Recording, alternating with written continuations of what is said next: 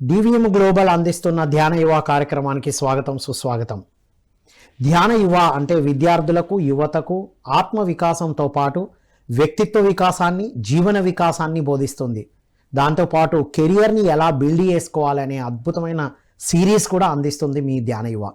నేటి ధ్యాన యువలో మనం how to choose a career, ఇంతకుముందు పార్ట్ 1లో steps to choose a career అనేది తెలుసుకున్నాం. ఇప్పుడు హౌ టు చూజ్, ఎలా ఎంచుకోవాలి, అసలు కెరియర్ని ఎంచుకోవడానికి ముందు చేయాల్సినటువంటి ఏంటి, అసలు వర్క్ ఏంటి, పేపర్ వర్క్ ఏంటి, ఇన్నర్ వర్క్ ఏంటి తెలుసుకుందాం మనం. ఈ టాపిక్ని గత 2 ఎపిసోడ్లుగా మనకు అందిస్తున్నారు certified career counsellor and life coach, ఎన్నో అద్భుతమైన ట్రైనింగ్ ప్రోగ్రామ్స్ ఇస్తున్న దశరథ్ రామరెడ్డి గారు. వారితో మాట్లాడి అద్భుతమైన విషయాలు తెలుసుకుందాం. ఈరోజు కౌన్సిలింగ్కి వెళ్తున్న వారందరూ కూడా చూడండి, మీకు బాగా ఉపయోగపడుతుంది. రైట్, నమస్కారం దశరథ్ సార్. నమస్తే, welcome to Dhyana Yuva. Thank you very much. So సిరీస్లోకి వచ్చేసాం ఇప్పుడు. రైట్, ఈరోజు హౌ టు చూజ్. రైట్, ఎలా హౌ టు చూజ్? యా, నేను నిన్ను ప్రేమిస్తున్నాను అనే సినిమాలో హీరో అనగానే హీరోయిన్ వెంటనే sorry I'm not interested in you అనే డైలాగ్.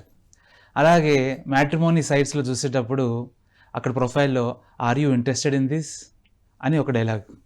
అలాగే మనం యూట్యూబ్ ఛానల్ చూస్తున్నప్పుడు okay you may be interested in this అని ఇలా వస్తుంది. తర్వాత క్లాస్ వింటున్న స్టూడెంట్ సార్ ఏదైనా ఇంట్రెస్టింగ్గా చెప్పండి అని అంటూ ఉంటారు.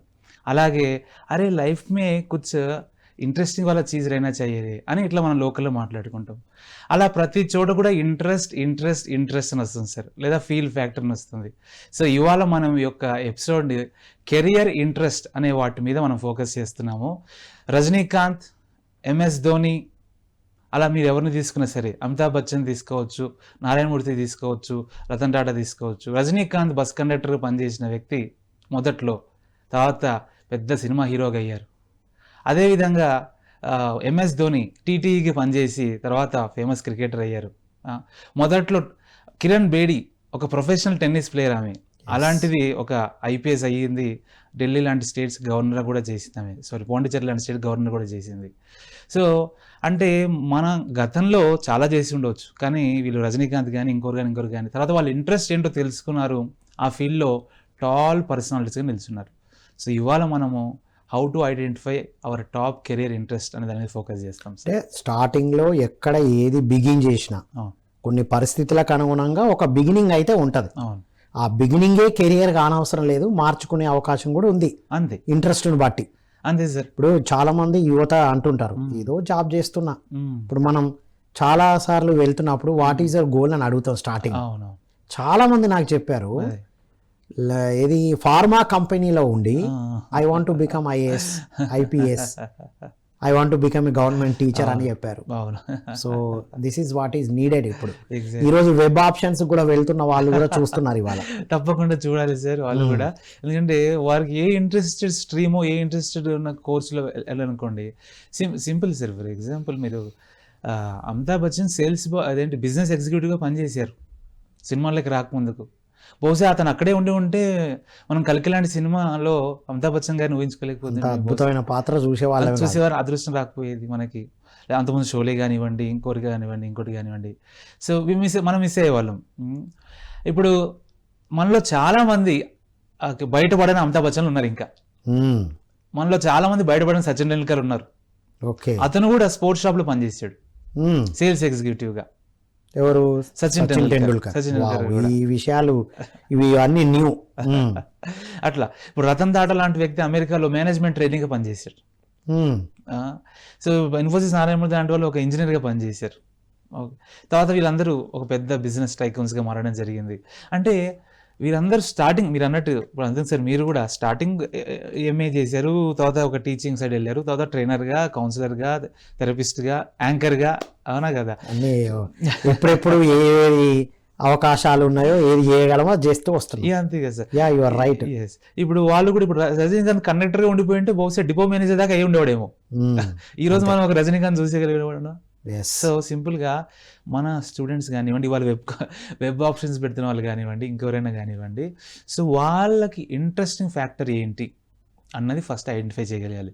చేస్తే సరే అందరూ రజనీకాంత్‌లు అవ్వలేకపోవచ్చు, అందరూ డాక్టర్ మన్మోహన్ సింగ్‌లు అవ్వలేకపోవచ్చు. కానీ ఆ మార్గంలో అయితే నడవగలుగుతాం అనేది నా రైట్ అభిప్రాయం. రైట్ వాళ్ళలాగా అవ్వరు కానీ వీళ్ళలాగా వీళ్ళు ఉంటారు కదా. అంతే. సో ఓకే, నెక్స్ట్ దీనికి ఏమైనా మోడల్ ఉందా? జాన్ హోలాండ్ మోడల్ అనేది ఏదో Yes. ఉంది అంటారు కదా Yes, కెరియర్ లో, sir. Yes, sir. ఏంటది? ప్రపంచవ్యాప్తంగా చాలా ప్రాముఖ్యత పొందిన మోడల్ సార్ అది. 1959లో ప్రపోజ్ చేయడం జరిగింది. జాన్ హాలాండ్ ఆక్యుపేషనల్ థీమ్స్ అని అంటారు దాన్ని. ప్రేక్షకుల కోసం మళ్ళీ రిపీట్ చేస్తాను. John Holland occupational themes.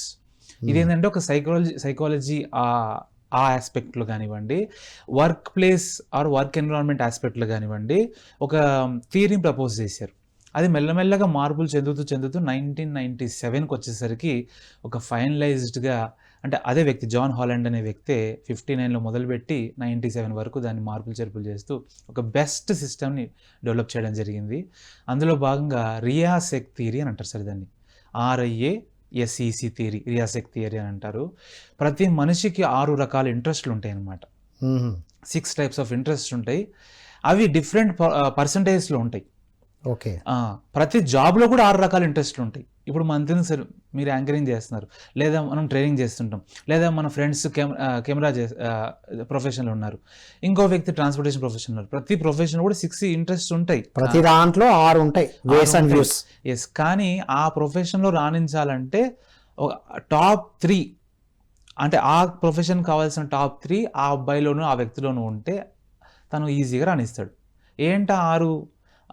RIASEC, R for realistic, okay, realistic doers అని అంటారు వీళ్ళని. I for investigative thinkers, A for artistic creators, S for social helpers, E for enterprising persuaders, C for conventional. అంటే RIASEC అని అంటే సింపుల్గా వీటిని ఎట్లా divide చేశారనంటే sir, ఒక అబ్బాయి లేదా ఒక వ్యక్తి ప్రాక్టికల్గా చేయడానికి ఇష్టపడతారు అనుకుందాం. ఏదైనా సరే చేతులతోటి, ఉదాహరణకి పైలట్ చేతులతోనే కదా సార్ చేయాల్సింది, కంపల్సరీ. లేదా స్పోర్ట్స్ ఆడాలి. మన PV సింధు తీసుకుందాం. వీళ్ళలో రియలిస్టిక్ ఇంట్రెస్ట్ అనేది చాలా హై ఉంటుంది. అలా హై ఉన్న వాళ్ళే స్పోర్ట్స్లో కానివ్వండి, ఆర్మీలో కానివ్వండి, పైలట్ లాంటి జాబ్స్ కానివ్వండి, సైంటిస్ట్ కానివ్వండి, లేదా ఒక ప్రొడక్షన్, అంతేందుకు మన బ్రదర్స్ కెమెరా యూజ్ చేస్తున్నారు, వాళ్ళు కూడా ఈ యొక్క ఇంట్రెస్ట్ ఎక్కువ ఉన్న వాళ్ళు, రియలిస్టిక్ ఇంట్రెస్ట్. ఏదైనా సరే టూల్స్ కానీ, మెషిన్ కానీ, ఆబ్జెక్ట్స్ కానివ్వండి, కెమికల్స్ కానివ్వండి, మెషిన్ కానీ, ఇట్లాంటి వాటిని ఉపయోగించడంలో ఇంట్రెస్ట్ ఉంటుంది చూసారా, మక్కువ, ఆసక్తి, ప్రేమ, ప్యాషన్. ఈ తాలూకు వాళ్ళకి కొన్ని రకాల జాబ్స్ బాగా సూట్ అవుతాయి. అంటే ఇప్పుడు రియలిస్టిక్ నేచర్ ఉన్న వాళ్ళు ఎగ్జాక్ట్లీ చాలా మొత్తం ప్రాక్టికల్స్ తో కూడుకున్న వాటిలోకి వెళ్ళాలి. దాంట్లో అయితే చాలా బాగా రాణిస్తారు. మెకానికల్, ఎగ్జాక్ట్లీ సార్, అంతే కదా, మొత్తం ఎప్పుడు వాటిని పట్టుకోవడం, వాటిని టచ్ చేస్తూనే ఉండాలి. ఎస్, వీళ్ళకి టచ్ అనేది ఉండాలి. ఓకే, సింపుల్గా చెప్పొచ్చు, మనము ఆర్ట్ క్రాఫ్ట్స్ అంటాం కదా మనం, అది కూడా. సో అది వాళ్ళు కూడా ఈ కలర్స్ ని టచ్ చేయడం, బ్రష్ ని టచ్ చేయడం, ఎగ్జాక్ట్లీ మట్టితో శాండ్ ఆర్టిస్ట్ అంటారు చేయడం. అంటే ఏదైనా సరే ఒక టూల్స్ తో, ఆబ్జెక్ట్స్ తో, మెషిన్స్ తోటి చేసే వాళ్ళని వీళ్ళకి రియలిస్టిక్ ఇంట్రెస్ట్ ఎక్కువ ఉందని అంటాం. అదే నెక్స్ట్ అనేది ఇన్వెస్టిగేటివ్ ఇంట్రెస్ట్. వీళ్ళు ఏంటంటే ఎక్కువ బ్రెయిన్ వాడతారు. మొదటి రకం వ్యక్తులేమో మొత్తం కంప్లీట్గా హ్యాండ్స్ వాడతారు. అంటే ఒక వాళ్ళ బాడీని ఇన్వెస్ట్ చేస్తారు వీళ్ళు. ఆర్మీ వాళ్ళు కూడా వాళ్ళు వెపన్స్ వాడాలి కదా సార్. స్పోర్ట్స్ పర్సన్, క్రికెటర్స్ వాడేదే. స్పోర్ట్స్ పర్సన్ అయినా ఆ బాల్ తో, గ్రౌండ్ తో. ఇప్పుడు మనం ఒలింపిక్స్ లో చూస్తున్నాం, అన్ని ఆబ్జెక్ట్స్ ఆల్మోస్ట్ ఏదో వాడాల్సిందే కదా. అది వాళ్ళు రియలిస్టిక్ వాళ్ళు. నెక్స్ట్ వాళ్ళు ఏంటంటే వీళ్ళు కంప్లీట్ గా ఇంటెలిజెన్స్ ని వాడతారు. ఓన్లీ మైండ్ కంప్లీట్ గా, కంప్యూటర్ సైన్స్ గానీ, రోబోటిక్స్ గానీ. ఎస్ సార్, మీరు అన్నట్టు సాఫ్ట్వేర్, CA, ఇప్పుడు AI, ఆర్టిఫిషియల్ ఇంటెలిజెన్స్ గానీ ఇటు వెళ్ళొచ్చు. ఎస్ సార్, వీళ్ళు ఏంటంటే ఎక్కువ థింకింగ్ అనమాట, మైండ్ ని వాడడం బాగా వాడతారు. డీప్ థింకర్స్, అనాలిసిస్, ఇదేలా అదేలా ఇదేలా, ఎగ్జాక్ట్లీ ప్రాబ్లమ్ సాల్వింగ్ పైన ఫోకస్ చేస్తారనమాట. సో ఇలాంటి వాళ్ళకి మెడిసిన్ ఒక మంచి ప్రొఫెషన్. ఎందుకంటే అక్కడ బాగా ఆలోచించాలి కదా, ఏ మెడిసిన్ సూటబుల్, ఏ డ్రగ్ లో ఏది ఉండాలా. రీసెర్చ్ ప్రొఫెషన్ చాలా బాగా సూటబుల్ అవుతుంది. అకౌంట్స్ ప్రొఫెషన్, చార్టెడ్ అకౌంటెంట్ మీరు అన్నారు, అది సూటబుల్ అవుతుంది ఇట్లాంటి వాళ్ళకి. వాళ్ళు బాగా రాణించగలుగుతారు అలాంటి ప్రొఫెషన్స్లో ఎంటర్ అయితే. ఎవరికైతే ఇంటెలిజెన్స్ వాటి పట్ల ఆసక్తి ఉండడం కానివ్వండి, దాన్ని వాడి ప్రాబ్లమ్ని సాల్వ్ చేయాలనుకోవడం కానివ్వండి, వాడడమే కాదు, ప్రాబ్లమే సొల్యూషన్ వైపుకి తీసుకెళ్లాలా. Exactly okay, exactly sir. And మన సాఫ్ట్వేర్ డెవలపర్స్ కానీ వీళ్ళందరూ కూడా ఈ దీని కిందకే వస్తారు. రైట్. ఇక మూడోది ఆర్టిస్టిక్ ఇంట్రెస్ట్. ఇక్కడ ఇదేంటంటే క్రియేటివిటీ ఫీల్డ్ అనమాట. ఓకే. ఇప్పుడు వాళ్ళకి ఏంటంటే పెయింటింగ్ వేయడం, డిజైన్ చేయడం, ఇప్పుడు మనం ఇంటీరియర్ డిజైనింగ్ అంటాం, ఫ్యాషన్ డిజైనింగ్ అని అంటాం, లేదా ఆర్కిటెక్ట్ అని అంటాం. వీళ్ళంతా ఈ యొక్క ఇంట్రెస్ట్ ఎక్కువ. ఇది కూడా creative field. Exactly creative field sir. TV రంగం అంతా ఆర్టిస్ట్ కానివ్వండి, యాంకర్ కానివ్వండి, లేదా సింగర్ కానివ్వండి, వీళ్ళ డాన్సర్ కానివ్వండి, వీళ్ళంతా కూడా ఈ ఆర్టిస్టిక్ ఇంట్రెస్ట్ ఎక్కువ ఉన్న వాళ్ళే ఉంటారు అనమాట. వీళ్ళు ఏంటంటే ఎప్పుడు డిఫరెంట్ థింగ్స్ చేయడానికి ఇష్టపడతారు. మొదటి రకమైన వ్యక్తి ఏమో ప్రాక్టికల్ చేయడానికి ఇష్టపడతారు, రెండో రకమైన వ్యక్తి ఏమో ఆలోచించడానికి ఎక్కువ ఇంట్రెస్ట్ చూపిస్తారు, మూడో రకమైన వ్యక్తి అంటే ఏదైనా కొత్తగా చేయడానికి ప్రయత్నం చేస్తారు. కొత్తగా ఎప్పుడు newness. They don't like routine, variety of things చేయాలనుకుంటారు. లైఫ్ में कुछ मजा लेना. ఎడిటర్స్ టీవీ ఇప్పుడు ఎడిటర్స్ వీడియోని ఎడిట్ చేసి thumbnail క్రియేటివ్ గా thumbnail పెట్టి అప్లోడ్ చేస్తారు. ఆల్ మీడియా, మల్టీమీడియా, ఎంత మనం CG ఏదైతే మాడుకుంటామో మొత్తం ఈ ప్రపంచంలో ఉన్న క్రియేటివ్ ఫీల్డ్ అంతా కూడా ఈ ఇంట్రెస్ట్ ఉన్న వాళ్ళే ఎక్కువ ఉంటారు. అందుకే 3 Idiots లాంటి మూవీలో ఒక డైలాగ్ ఉంటుంది కదా, అరే తుజే అది నీకు ఫోటోలు తీయడం అంటే చాలా ఇంట్రెస్ట్, ఓకేనా, దాని వైపు వెళ్ళొచ్చు కదా, నువ్వు ఇంజనీరింగ్ లాగా ఎందుకు వెళ్తావు అని లాస్ట్లో ఆమీర్ ఖాన్ చెప్తే వాళ్ళ ఫ్రెండ్ మారుతాడు, ఇది Madhavan. So next 4th interest ఏంటంటే సోషల్. ఇక్కడ మీకు భాగవానికి వస్తుంది సార్. అఫ్ కోర్స్ ప్రతి మనిషిలో 6 ఉంటాయి, 3 చాలా ఎక్కువ ఉంటాయి. రైట్, బాగా డామినేటింగ్ ఉంటాయి. అందులో ఫస్ట్ ఇంకా చాలా డామినేటింగ్ ఉంటుంది. సో ఏంటంటే సోషల్ హెల్పర్స్. వీళ్ళు ఏంటంటే ఇతరులకి హెల్ప్ చేద్దామని, ఇతరులకి ఏదైనా నేర్పిద్దామని టీచర్స్, ప్రొఫెసర్స్, కౌన్సిలర్స్, NGOస్లో పనిచేసే వాళ్ళు కానివ్వండి, స్పిరిచువల్ ఆర్గనైజేషన్స్ పనిచేసే వాళ్ళు కానివ్వండి, వీళ్ళు ఏంటంటే అరే మనం నలుగురికి ఏదో ఉపయోగపడాలి, నలుగురికి అవసరమైనది ఏదైనా ఇవ్వాలి. PMCలో చేసే వాళ్ళందరూ వాళ్ళే. Exactly. So social helping interest ఇది అందరికీ ఉండదు సార్, నిజానికి అందరికీ ఉండదు. ఎందుకంటే ఎస్ మనిషి అన్నాక రకరకాల, మనము అప్పట్లో వ్యాపకం అనేవాళ్ళం చిన్నప్పుడు, పదాలు వ్యాపకం ఉండాలి, ఖాళీ ఉండదు. ఎగ్జాక్ట్లీ, అది నిజం సార్. ఆ వ్యాపకం అనేది మనిషిని కెరీర్ వైపు డ్రైవ్ చేస్తుంది, చేస్తేనే సక్సెస్ అవుతారు. ఈ జాన్ హాలండ్ థియరీ ప్రకారము వారికి ఏదైతే బాగా ఇంట్రెస్టింగ్ ఉంటుందో, primary interest, secondary interest, tertiary interest అని 3 ఉంటాయి. ఆ 3 ఇంట్రెస్ట్లు ఎక్కువ దేంట్లో అయితే ఉన్నాయో, ఏ ప్రొఫెషన్లో అయితే వీళ్ళకి, సే ఫర్ ఎగ్జాంపుల్ ఒక అబ్బాయిని తీసుకుందాం సార్. ఆ అబ్బాయికి IAR అని ఉంది, అంటే ఇన్వెస్టిగేటివ్ ఇంట్రెస్ట్ ఎక్కువ ఉంది, ఆర్టిస్టిక్ ఇంట్రెస్ట్ ఎక్కువ ఉంది, రియలిస్టిక్ ఇంట్రెస్ట్ ఎక్కువ ఉంది. ఇలాంటి వ్యక్తులు ఓకే ఏ రోబోటిక్స్లోనూ లేదంటే ఏ డిజైనింగ్లోనూ ఇప్పుడు వీళ్ళు బాగా సెట్ అవుతారు. ఓకే, ఏది పడితే అది తీసుకోకూడదు సార్, అలా అన్నీ ఉంటాయి కదా, 6 ఉంటాయి కదా, ఏది తీసుకున్నా పర్లేదంటే అట్లా కాదండి. ఇప్పుడు ఫర్ ఎగ్జాంపుల్ మీరు అదే సచిన్ టెండూల్కర్ని తీసుకొని షారుఖ్ ఖాన్ పక్కన కూర్చొని డాన్స్ చేయమంటే వేయగలుగుతాడు మరి, అంతే కదా. అదే ప్రభాస్ని తీసుకెళ్ళి రోహిత్ శర్మ పక్కన పెట్టి నువ్వు 6 కొట్టమంటే కొడతాడు మరి. ఎవరిది వాళ్ళకు ఉంటుంది. మనం మీకు గుర్తుంది సార్ అప్పట్లో మల్టిపుల్ ఇంటెలిజెన్స్ అని మనము హావర్డ్ గార్డ్నర్ సంబంధించి మనం చేసాం. ఇది కూడా అది ఒక ఎక్స్టెన్షన్ అనుకో. ఇవన్నీ different theories sir, different school of thoughts. So social helpers ఏంటంటే వీళ్ళు ఎప్పుడు ఏదో ఒకటి చేద్దాం, కంట్రిబ్యూట్ చేద్దాం అనుకునే వాళ్ళు. నర్స్ కానివ్వండి, వీళ్ళకి ఎంపతి ఫ్యాక్టర్ చాలా ఎక్కువ. ఎదుటి వాళ్ళ వైపు నుంచి ఆలోచిస్తూ ఎదుటి వాళ్ళకి హెల్ప్ చేయడం అంటే మనం హెల్ప్ చేయడం అన్న ఒక సోషల్ కాన్షియస్లో ఉంటారు. ఎలా కెరియర్ని చూస్ చేసుకోవాలి, దాంట్లో మోడల్ చెప్తున్నారు. మరిన్ని విషయాలు తెలుసుకుందాం.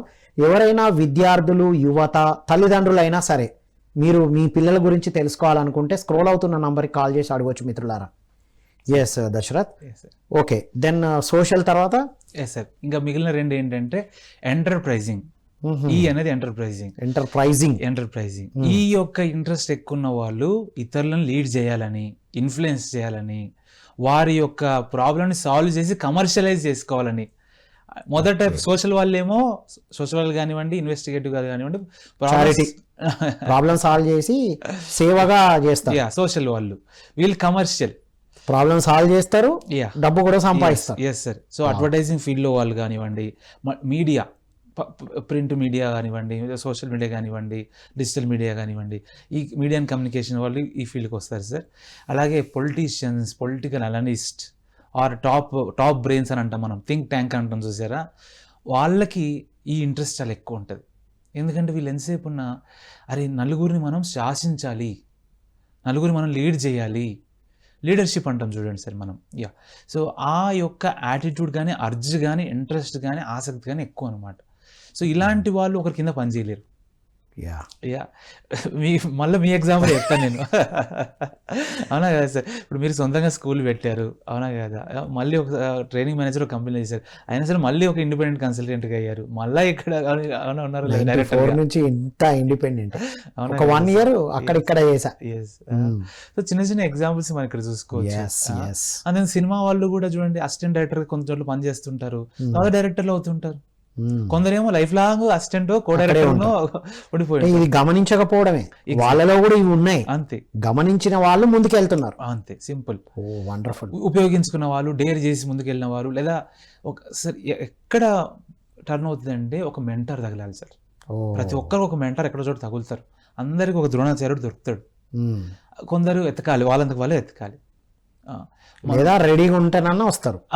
స్పిరిచువల్ గా ఒకటి ఉంది కదా, when student is ready master appears. Exactly correct, మీరు అన్నది 100%. సో అలా ఉంటే మెంటార్ టచ్ అవుతే వాళ్ళ లైఫ్ చేంజ్ అయిపోతుంది. రైట్, మెంటార్ తో జర్నీ చేసినా ఇవి తొందరగా తెలుసుకొని వెళ్ళిపోతారు, టైం వేస్ట్ కాకుండా. ఇప్పుడు జేఆర్డీ టాటాకి వివేకానంద తగిలేడు దారిలో టర్న్ అయిపోయింది. టాటా ఇండస్ట్రీస్ మొత్తం ఇండియాలో ఎక్కడికి వెళ్ళిపోయింది సార్, ఈ పోతే టాటా అంటే ఎక్కడికి వెళ్ళిపోతాం, అవునా కదా. అట్లా ప్రతి ఒక్కరికి. సో లాస్ట్ ఇంట్రెస్ట్ వచ్చేసరికి కన్వెన్షనల్ సార్.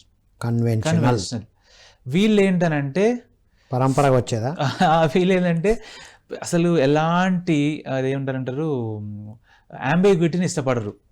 ఉన్న సిస్టమ్, గవర్నమెంట్ ఆఫీసర్స్, పరంపరగా వచ్చే వృత్తి వ్యాపారాలు, ఎగ్జాక్ట్లీ, లాయర్స్, వీళ్ళు జడ్జెస్, వీళ్ళు కూడా కానివ్వండి, వీళ్ళు ఏంటంటే ఒక ఫిక్స్డ్ సిస్టమ్ని ఇష్టపడతారు.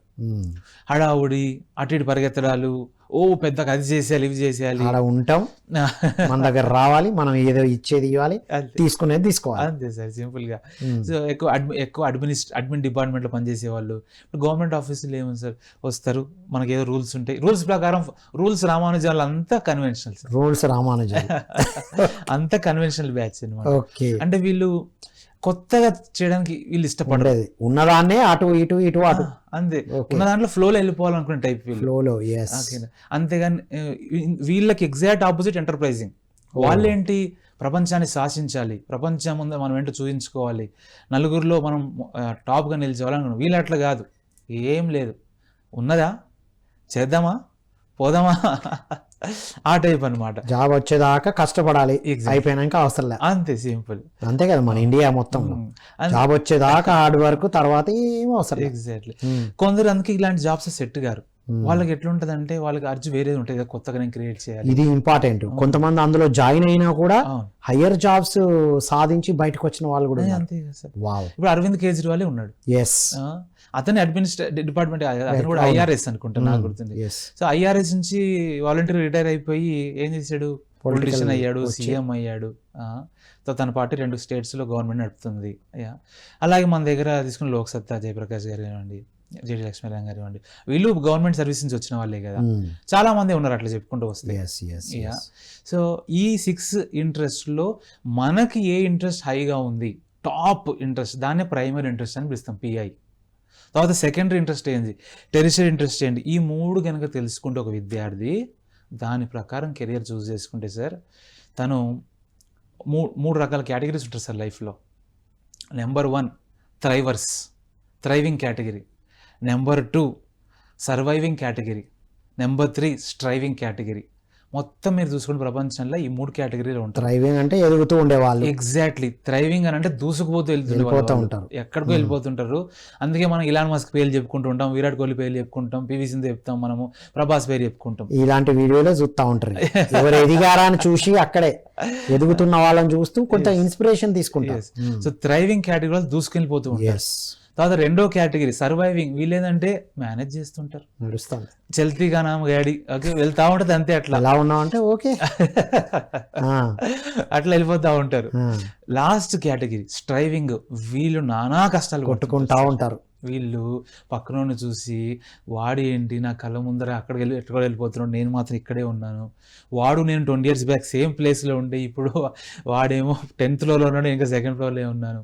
సక్సెస్ అయిన వాళ్ళను నా ఫ్రెండే నా రిలేటివే, నా బావనే, నా బామ్మర్దే, నా రూమ్మేటే అని చెప్పుకుంటూ బతికేతే బ్యాచ్. అదే అదే అంతే అంతే కదా? అంతే. ఆయన ఎవరు అనుకున్నారు? నా రూమ్మేటే, ఫుల్ క్లోజ్ మేము. నాకు కాలేజీలో ప్రిన్సిపల్ అదే చెప్పిండు, నీకు తెలుసా మా కేసీఆర్ ఎవరో కదా పనిచేసిన. నేనే ఐడియా ఇచ్చినా కూడా అంటాడు.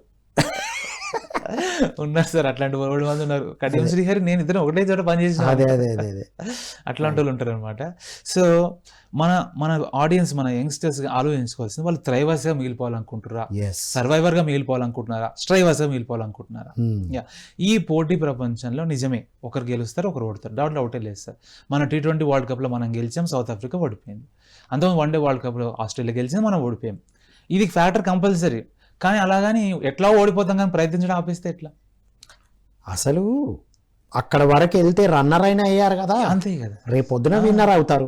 ఎగ్జాక్ట్లీ కరెక్ట్ మాట అయిపోయారు మీరు. అంతే, ఈ రోజు రన్నర్ అయిన వాళ్ళే రేపు విన్నర్ అవుతారు. ఇవాళ బ్రాంజ్ మెడల్ వచ్చింది ఇండియాకి ఫస్ట్ స్టార్టింగ్ లా, తర్వాత సిల్వర్, తర్వాత గోల్డ్. ఆ అమ్మాయి మను బక్కర్ అనుకుంటా, అంతే కదా. లాస్ట్ ఒలింపిక్స్ లో ఆ అమ్మాయి మిస్ అయిందని బాధపడ్డది, మరి ఈయన మంచిగా వచ్చింది కదా. అంతే, ఇప్పుడు ఇంతకు ముందు సీనియర్స్ సీరియస్ గా డిసైడ్ చేసుకున్నారు, రాలే, బ్రాంజ్ తో ఆగింది.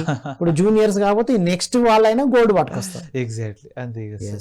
సో మన యంగ్స్టర్స్, మన ప్రేక్షకులు ఎవరైతే ఇవాళ చూస్తున్న వాళ్ళందరూ కూడా ఏ కేటగిరీలో ఉండాలనుకుంటున్నారు? ఫస్ట్ అది క్లారిటీ. ముందు థ్రైవింగ్ అంటే ఎదుగుతూ ఉండాలనుకుంటారా, సర్వైవింగ్ ఏదోలా బ్రతకాలనుకుంటారా, ఇంకోటి ఏంటి స్ట్రైవింగ్ ఏదో మొక్కుతూ మూలుగుతూ ఉండాలనుకుంటారా?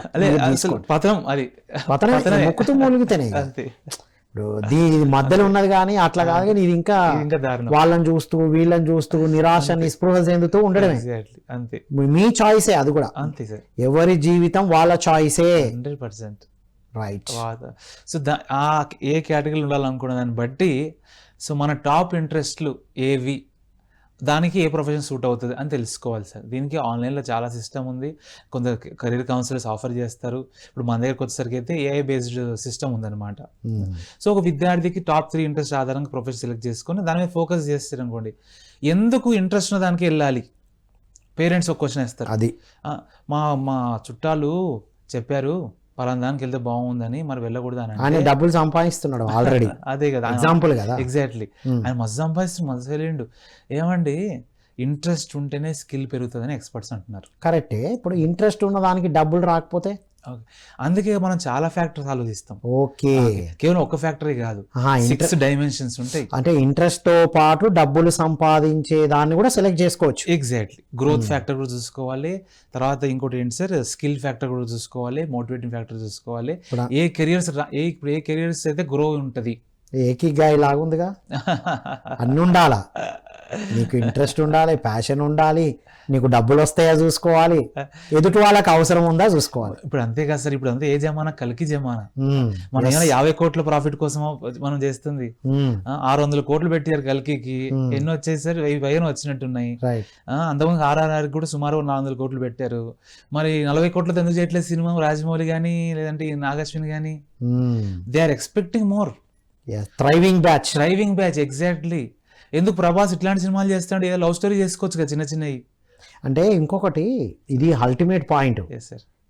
ప్రభాసే ఎగ్జాంపుల్. తను ఎక్కడి నుంచి ఎంత థ్రైవింగ్ వెళ్ళారు, తనను ఆదర్శంగా రోల్ మోడల్గా తీసుకునే వాళ్ళు. ఇంకోటి, ఈ ఇంట్రెస్ట్ అనేది రోల్ మోడల్తో కూడా వస్తుందా? అంటే చాలా ఫ్యాక్టర్స్ ఉంటాయి సార్. ఆ రోల్ మోడల్ ఎలా ఎంచుకుంటున్నామంటే మన పర్సనాలిటీ వాళ్ళతో కనెక్ట్ అవుతున్నప్పుడే. ఇప్పుడు మీరు ప్రభాస్ అన్నారు, అతను కొద్దిగా షై గాయ్, నలుగురిలో తిరగడానికి ఇష్టపడరు. అలాంటి వ్యక్తిత్వం ఉన్న వాళ్ళు అతనికి ఫ్యాన్స్ అవుతారు. అంటే రోల్ మోడల్లో ఏ క్వాలిటీస్ ఉన్నాయో మీలో కూడా ఉంటాయి. అది ప్లస్లు అయినా మైనస్లు అయినా. ఎగ్జాక్ట్లీ. దాని ఆధారంగా అరే నాలానే మాట్లాడుతుండే, నా లెక్కనే ఉన్నాడే, అంతేందుకు విరాట్ కోహ్లీ అగ్రెసివ్గా ఆడతాడు. సో అలాంటి యాక్టర్ ఉన్న వాళ్ళు విరాట్ కోహ్లీ కనెక్ట్ అవ్వడము, తను క్రికెట్ ఎంచుకున్నాడు కదా మనం కూడా ఎంచుకుందాం. Like attracts like. ఎగ్జాక్ట్లీ అట్లా అనుకోవచ్చు మీరు. ఒక్కొక్కసారి అలా కూడా ఫ్లూక్ లో అయిపోతుంది. అంతే సార్. అట్లా ఇప్పుడు ఇంతకు ముందు ఏ ఇంట్రెస్ట్ అని ఏ కెరియర్లు కౌన్సిలింగ్ లేకుండా వెళ్ళిన వాళ్ళు ఉన్నారు కదా. ఉన్నారు సార్. మరి ఎలా? గ్యాలప్ సర్వే అని ఒకటి ఉంది, గ్యాలప్ సర్వే. ఓకే, అలాగే బోల్డ్ అండ్ సర్వేస్ ఉన్నాయి. టైమ్స్ ఆఫ్ ఇండియాలో, ఎకనామిక్ టైమ్స్లో, ఫోర్బ్స్లో అన్నిట్లో వచ్చాయి. ఏంటనంటే ప్రపంచవ్యాప్తంగా 85% of employees they are not happy 100% true. I do agree. మనం చాలా కంపెనీస్ లో చేస్తున్నప్పుడు కూడా తెలుసుకున్నది అది. మంచి ఇన్కమ్ వస్తూ అవును, మంచి కంపెనీలో ఉంటూ they are not happy. Yeah ఎందుకు they are not happy? There are many factors. Yeah అందులో ఒక ఫ్యాక్టర్ ఏంటంటే వాళ్ళకి ఇంట్రెస్ట్ అయిన ఫీల్డ్లో లేకపోవడం. అది డబ్బు వస్తుంది, యా మంచి కంపెనీలో ఉన్నారు, పొజిషన్ కానీ ఇంట్రెస్ట్ లేదు. ఓహో, ప్రతి ఇయర్ కొన్ని కోట్ల మంది కెరీర్స్ చేంజ్ అవుతున్నారు. యూఎస్ లో అయితే మరీ ఎక్కువ ఇది. ఇండియాలో అంటే మనం కాస్త రిస్క్ చేయడం ఇష్టపడడం. యూఎస్ లో చాలా చాలా స్పీడ్ గా మారుతుంటారు కెరియర్స్ వాళ్ళు. నేను ఒక ఎగ్జాంపుల్ చెప్తాను దశరథ్. ప్లీజ్. మొన్న ఒకసారి వెళ్తూ ఉంటే ఏదో బేకరీ, బోరింగ్ బేకరీ సమ్ ఏదో కేఫ్ కనబడింది నాకు. లోపలికి వెళ్ళి అడిగాను ఏంటి పేరు ఏంటి అంటే తను చెప్తున్నాడు తను అది స్టార్ట్ చేసిన ఓనర్ బ్యాంక్ లో జాబ్ చేసి బోర్ కొట్టి ఈ ఫీల్డ్ లోకి వచ్చారంట. ఓకే చూడండి, అంతే కదా సార్. అసలు ఎంత అసలు ఐడియా భూమ్ అయింది. అరే అట్లాంటి సక్సెస్ స్టోరీలు చేయాలి. నిజమే, వండర్ఫుల్ రియలీ. అట్లా చూడండి సార్, 85% అంటే చిన్న నెంబర్ కాదు సార్. ఏదో 8% కాదు, 5% కాదు. ప్రపంచంలోనే 80% మంది పైగా వాళ్ళు చేస్తున్న పని పట్ల ఇష్టం లేదు, వాళ్ళకి సంతృప్తి లేదని అంటే దానివల్ల ఎంత ఎమోషనల్గా నెగిటివ్ ఇంపాక్ట్ ఉంటుంది, ఎంత బయాలజికల్గా ఇంపాక్ట్ ఉంటుంది. పనిచేస్తూ స్ట్రెస్ లెవెల్స్ ఎక్కువ, బర్న్అవుట్ అని అంటుంటాం సార్. అప్పట్లో 1980s ఒక సాంగ్ కూడా వచ్చేది ఇంగ్లీష్లో, బర్న్అవుట్ ఫేడ్ అవుట్ అని ఇట్లా వచ్చేది అనమాట. ఏంటి బర్న్అవుట్ అని అంటే ఇప్పుడు మరీ టూ మచ్ అయిపోయింది. 2024కి వచ్చేసరికి విపరీతమైన స్ట్రెస్ ఉంటుంది. కారణం ఏంటంటే 10 మంది చేయాల్సిన పని 6 మంది చేయించుకునే కంపెనీస్, కాస్ట్ కట్ అవనివ్వండి, ప్రాఫిట్స్ కోసం కానివ్వండి, ఇంకోటి కానీ అట్లా ఆటోమేటిక్గా బర్న్అవుట్ అవుతారు. పైగా ఇష్టం లేని జాబ్ చేయడం చేస్తే ఇంకా బర్న్అవుట్ అవుతున్నారు. బర్న్అవుట్ అంటే స్ట్రెస్ అనమాట, సింపుల్గా చెప్పాలి. ఇష్టం ఉన్నప్పుడు ఎవరైనా బేర్ చేయగలుగుతాం. Exactly correct. ఇష్టం అనేది ఉన్నప్పుడు డబ్బులు తక్కువ ఉన్నా, కొద్దిగా అక్కడ ఎన్విరాన్మెంట్ ప్రాపర్ గా లేకపోయినా, ఛాలెంజ్ వచ్చినా కొన్ని యాక్సెప్ట్ చేసి కాంప్రమైజ్ అనాలి, యాక్సెప్ట్ కాదు కానీ కాంప్రమైజ్ అయ్యి అడ్జస్ట్ అయ్యి ఉండడానికి కూడా ఇష్టపడతారు. అంతే కదా సార్. ఇంట్రెస్ట్ లేనప్పుడు ఇక వాళ్ళే శిక్షలు పడతాయి. ఇప్పుడు నాకు ఇష్టమైన నచ్చిన అమ్మాయి నాకు దక్కింది అనుకోండి, సరే దాంట్లో చిన్న చిన్న లోపాలను అడ్జస్ట్ చేసుకుంటాం. అంతే కదా సార్. ఇప్పుడు నాకు ఇష్టమైన డ్రెస్ నేను వేసుకున్నాను, సరే కాస్త అటుపోయినా ఇటుపోయినా నడిపించేస్తాం మనం. ఇది కూడా అంతే సార్, కెరీర్ కూడా అంతే. మీరు అన్నది చాలా మంచి పాయింట్ అది. అంతెందుకు సార్, ఇప్పుడు సినిమా హీరోలకి వాళ్ళకి స్ట్రెస్ ఉండదంటారా? అన్ని కోట్లు సంపాదిస్తున్న స్ట్రెస్ ఉందంటారా? భయంకరమైన స్ట్రెస్ ఉంటుంది, వాళ్ళకి ప్రెషర్ ఉంటుంది. దాన్ని తట్టుకోవడానికి క్రికెటర్స్ కూడా భయంకరంగా స్ట్రెస్ ఉంటుంది. అయినా సరే వాళ్ళు ఎందుకు చేస్తున్నారంటే there is some driving factor, motivating factor వాళ్ళకి. ఇప్పుడు సీతారామం సినిమాలో ప్రిన్సెస్ నూర్జహాన్ ఎలాగైతే రామ్ని మోటివేట్ చేస్తుందో, అట్లా ప్రతి మనలో చాలా మందిలో రామ్ ఉంటాడు. మీరే రామ్, దశరథ్ రామ్ ఉంటాడు, రైట్. సో ఇక్కడ చక్రాస్ లో ఉంటాడు, మణిపుర చక్ర రామ్ అని చాంటింగ్ ఉంటుంది, అందరిలో రామ్ ఉంటాడు. రామ్ ఇంకేం చూడండి. ఓకే, అందరిలో ఆ సీతారామంలో రామ్ ఉంటారు. సో వారిని అట్రాక్ట్ చేసి ప్రిన్సెస్ నూర్జహాన్ ఏదో తెలుసుకోవాలి, ఐడెంటిఫై చేయాలి, నూర్జహాన్ అనుకోవాలి. ఆ నూర్జహాన్ వాళ్ళని మోటివేట్ చేస్తూ ఉంటది, ఎన్ని కష్టాలు వచ్చినా కానీ. Wonderful, ultimate example Dashrath. ఇప్పుడు ఇదంతా తెలుసుకోవాలి అంటే ఒక మెంటార్ దగ్గరికి వెళ్ళడం. ఇప్పుడు మీ దగ్గరకు వస్తే ఎవరైనా కన్ఫ్యూజన్ ఉన్న ఒక యువతకి క్లారిటీ ఇవ్వడం జరిగిందా? ఒక క్లాసికల్ కేస్ స్టడీ కావాలి. Exactly sir. మన దగ్గరకు వచ్చే వాళ్ళందరూ కన్ఫ్యూజన్లో ఉన్నవాళ్ళు. కన్ఫ్యూజన్ ఉన్న వాళ్ళ కారణం ఏంటంటే, ఇప్పుడు నేను 11 years నుంచి ట్రైనింగ్లో ఉన్నాను కదా సార్, మీ గైడెన్స్లో. సో ఇప్పుడు నేను ఉదాహరణ లాస్ట్కి ఒక ట్రైనింగ్ ప్రోగ్రామ్ చేశాను. 50 మంది స్టూడెంట్స్ ఉంటారు సార్, దాంట్లో 15 మందికే క్లారిటీ ఉంటుంది అంతే, మిగిలిన 35 మంది అటేటో ఉంటారు అంతే. సో ఆ స్టూడెంట్స్ వచ్చి ఏమడుగుతారంటే, సార్ ఇట్లా మా బ్రదర్ ఐటీ జాయిన్ అవ్వమంటుంటే చేరొచ్చా, లేదంటే మా సిస్టర్ ఎంబీఏ చేయమంటుంటే చేయొచ్చా, లేదంటే గవర్నమెంట్ జాబ్ అంటారు రావచ్చా అని అంటూ ఉంటారు. అప్పుడు మనం ఏం చేస్తామనంటే, మన దగ్గర ఒక ఉన్న మెకానిజం ఏంటయ్యానంటే psychometric assessment, comprehensive career assessment అని ఒక సాఫ్ట్వేరే ఉంది సార్. అందులో ఆ టెస్ట్ కదా దాని అసెస్మెంట్ అని అంటాం, అది రాస్తారు. రాసాక అంటే అది ఒక ల్యాబ్ టెస్ట్ కాదు, సైకలాజికల్ గా నువ్వు దేంట్లో ఫిట్ అవుతావు, ఇది క్లారిటీ ఇవ్వాలి. ఎగ్జాక్ట్లీ. టెస్ట్ అంటే మేము హెల్తీగానే ఉన్నాం అనే దానికి పోయే వాళ్ళు కూడా ఉన్నారు. అది ఏదో HbA1c టెస్ట్, ఆ టెస్ట్ కాదు, కోవిడ్ టెస్ట్ అంతకన్నా కాదు. సైకలాజికల్ గా ఈ 6 దేనికి ఫిట్ అవుతున్నావు, ప్రైమరీ సెకండరీ, టెరిషియరీ. ఇవే కాకుండా ఇంకా చాలా ఉంటాయి, 5 ఫ్యాక్టర్స్, ఇంకా 5 డైమెన్షన్స్. మేజర్గా ఎగ్జాక్ట్లీ సార్. సో ఇలా స్టూడెంట్స్కి మనం రిపోర్ట్ చేయడం జరిగింది. చేసి వాళ్ళకి టాప్ 10 కెరియర్ పాత్స్ దేంట్లో రాణిస్తారో వాళ్ళకి చెప్పడం జరిగింది సార్. ఇది అనేక స్టూడెంట్స్ జరిగింది. అందుకే నా కొలీగ్స్ కూడా చేసాం మేము, రైట్. ట్రైనర్స్ కూడా చేసాం. ఇది ఆస్ట్రాలజర్స్ కూడా చేస్తారుగా. వాళ్ళు చేసేది బహుశా దానికి సైంటిఫిక్ ఎవిడెన్స్ మరి వాళ్ళే చూపించాలి, ఎందుకంటే అది వాళ్ళ ప్రొఫెషన్, వాళ్ళు చూపించుకోవాలి. ఇది సైకలాజికల్ గా తనకు తాను ఎంచుకుంటాడు. దీన్ని ఒక 150 క్వశ్చన్స్ ఉంటాయి సార్. ఆ క్వశ్చన్స్ ఎలా ఉంటాయంటే, మీకు స్పోర్ట్స్ ఆడడం ఇంట్రెస్టా లేదా, ఓకే, మీరు నలుగురితో మాట్లాడడానికి ఇష్టపడే వ్యక్తే కాదా, మీకు బాగా ఏది మోటివేట్ చేస్తుంది, క్రియేటివిటీయా, ఇండిపెండెన్సా అని ఇట్లా కొన్ని క్వశ్చన్స్. ఇంట్రావర్టా ఎక్స్ట్రావర్టా అనే టెస్ట్ అన్నమాట. ఎగ్జాక్ట్లీ సార్, ఒక అసెస్మెంట్. సో తనే స్వయంగా రాసే అసెస్మెంట్ ఇది. సో తను కరెక్ట్ ఆన్సర్స్ అనే ఇస్తాడు. దాని ప్రకారం ఏఐ ఏం చేస్తుంది అని అంటే, ఈ ఏఐని ఈ సాఫ్ట్వేర్ రూపొందించింది ఇవన్నీ ఆల్గరిథమ్స్ లాజికల్గా. ఏదేరో మన గల్లీలో ఉండే ఇంజనీర్ కాదు, లేదంటే మన పక్కింటి వాళ్ళు కాదు సార్. దీన్ని యూకేలో ఆర్గనైజేషన్ కానివ్వండి, ఇండియాలో ఉండే బీబీసీ ఆర్గనైజేషన్స్ కానీ, వీళ్ళందరూ యాక్సెప్ట్ చేసిన సైకాలజిస్ట్ అందరు కలిసి రూపొందించింది అనమాట. International reputed and prominent people తో తయారు చేయించినది. సో వాళ్ళైతే బహుశా జ్యోతిష్యం అని చెప్పరు, వాళ్ళు పక్కా సైంటిఫిక్ గా చెప్తారు. అండ్ ఇదంతా టెస్టెడ్ కూడా, దాంట్లో కూడా ఉండే సైన్స్ దాంట్లో ఉండొచ్చు. సో ఇది వాళ్ళకు వాళ్ళు తెలుసుకునేది. ఎగ్జాక్ట్లీ, వీళ్ళ అనుభవంలో వీళ్ళు తెలుసుకున్నారు. ఇదంతా సింపుల్. సో దాని ప్రకారం వచ్చిన అవుట్పుట్ తోటి మనం ఒక స్టూడెంట్ కి 10 కెరీర్ పాత్స్ మనం గైడ్ చేయడం జరిగింది. 10 కెరియర్స్ లో ఉండొచ్చు అని చెప్పారు. ఈ 10 కెరీర్స్ మీరు ఎంచుకోవచ్చు, రైట్, ఓకేనా. దీంట్లో అయితే మీరు రాణిస్తారు అని. ఏ క్లాస్ లో, ఏ ఏజ్ లో ఇది చేయడం? ఇది యాక్చువల్ గా మనం కంటిన్యూస్ చేస్తున్న వాళ్ళందరూ 8th class and above sir. ఓహో, 8th నుంచే చేయొచ్చు. 8th నుంచి, ఎందుకంటే వాళ్ళకి 10th తర్వాత ఏం చేయాలి అక్కడనే స్టార్ట్ అవుతుంది. తర్వాత ఇంటర్మీడియట్ పిల్లలు కూడా మరి, ఎందుకంటే అయితే మన దేశంలో మెడిసిన్ అని ఉంది, లేదంటే ఐఐటి అని ఉంది. ఐఐటిలో ఎన్ని సీట్స్ ఉన్నాయి సార్? 25,000 సీట్లే ఉన్నాయి. మరి రాస్తున్న వాళ్ళు ఎంతమంది? మెడిసిన్లో ఎన్ని సీట్లు అవి కూడా వేలలోనే చూసుకోవాలి అవన్నీ. ఇప్పుడు 8th స్టూడెంట్ కి చెప్పారు. ఇప్పుడు ఏ క్లాస్ వారు? ఇప్పుడు 8th లోనే ఉన్నారు. ఇప్పుడు 8th వాళ్ళకే చేస్తున్నారు present. 8th, 9th, 10th, 11th, 12th degree or engineering working professions అందరికీ చేస్తున్నాం మనము.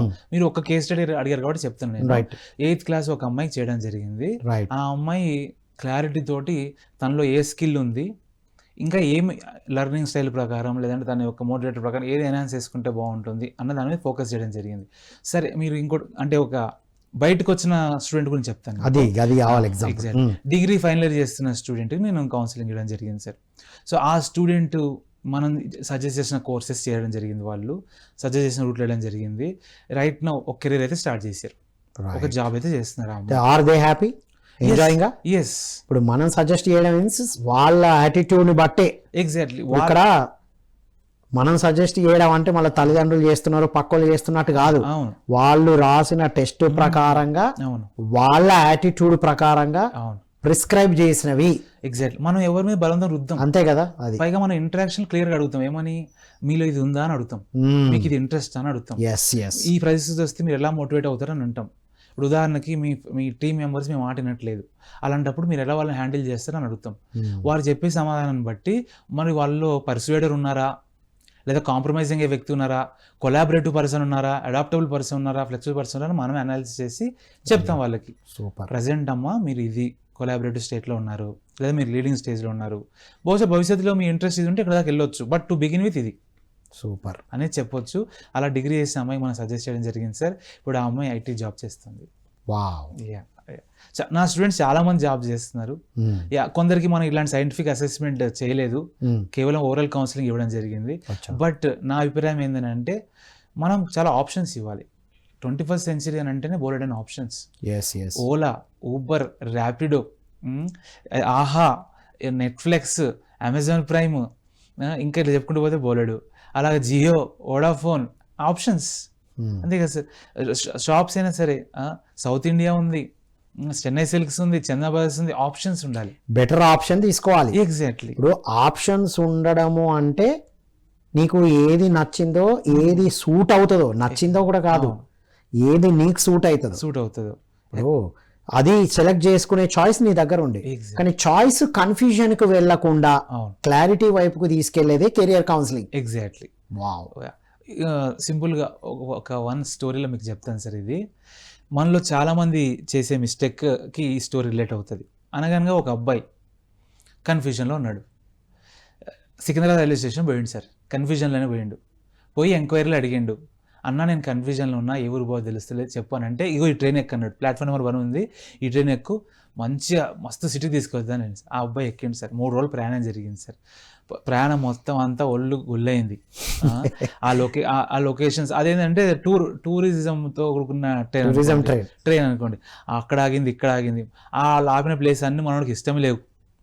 మనోడేమో ప్రశాంతత కోరుకుని, అక్కడేమో ధూమ్మ చాలే బ్యాచ్. తర్వాత మనోడేమో నేచర్ గడపాలన్న టైప్, అక్కడేమో అన్ని వెల్కమ్ టు గోవా అనే టైపు. ఓకేనా.